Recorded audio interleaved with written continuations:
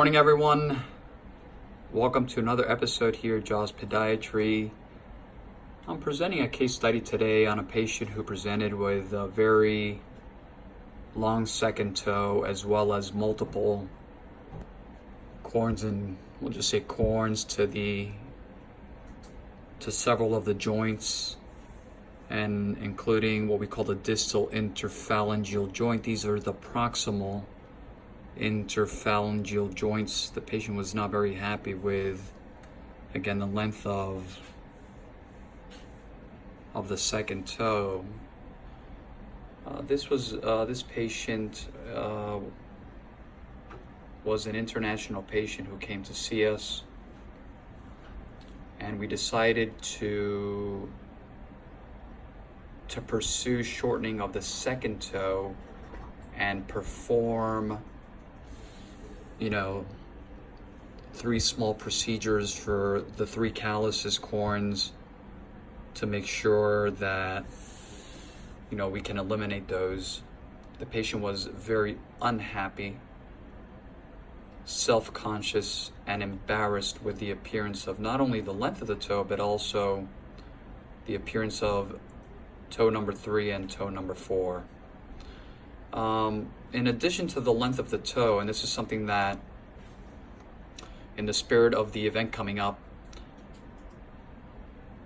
on July 17th, which we're going to definitely talk about toe shortening as well, the patient was not only unhappy, the patient was actually suffering from pain, because even though this is only what we call the AP view, we're looking at the foot from the top down, the tip of the toe, right? The patient has been walking on the tip of the toe. And not only that, when the patient wears closed shoes, the tip of the toe hits the front part of the shoe, and that causes excruciating pain. So nonetheless, we decided to pursue, as mentioned before, we decided to pursue shortening of the second toe and correction of the hammertoes of digits 2, 3, and 4. Let's take a look at the post-op. This has been now several weeks after.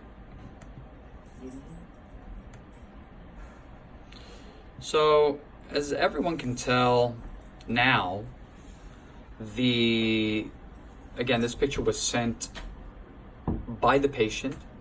This was not here local in Miami.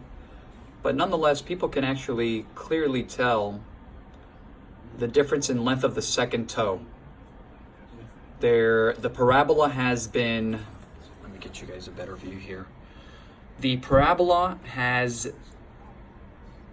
is normal now, right? We always talk about the parabola. Really, really nice. Okay. The patient, and people might be thinking that this has to be a different patient because of the color of the skin, but it's not. It's just the pictures that were taken at the time of the surgery, before the surgery, and after. But it is the same patient. So the corns are gone. This incision here is a little hypertrophic, right? Just a tiny little bit, and that has to do with genetics primarily. We're very careful with patients who may or have a history of developing a hypertrophic scar or keloid. So we try to be very, very careful in respect to patient selection, which is critical. But this is a very interesting case because we're always talking about, minimally invasive versus the open traditional. And again, this is just a couple of weeks after the procedure, and these incision scars will slowly continue to remodel and disappear. I just want to show everyone again the before. I really want you guys to really focus on the length.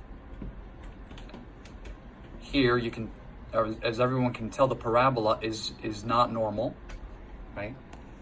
It goes up and then it kind of drifts down, and you have these corns which are unsightly. And then let's go back to, and I will post these, by the way, I will post these side by side so everyone can appreciate, but I think it was well worth a video so everyone can really understand the dynamics. And it's very, very clear, it's subtle, it's natural. The toes are not straight.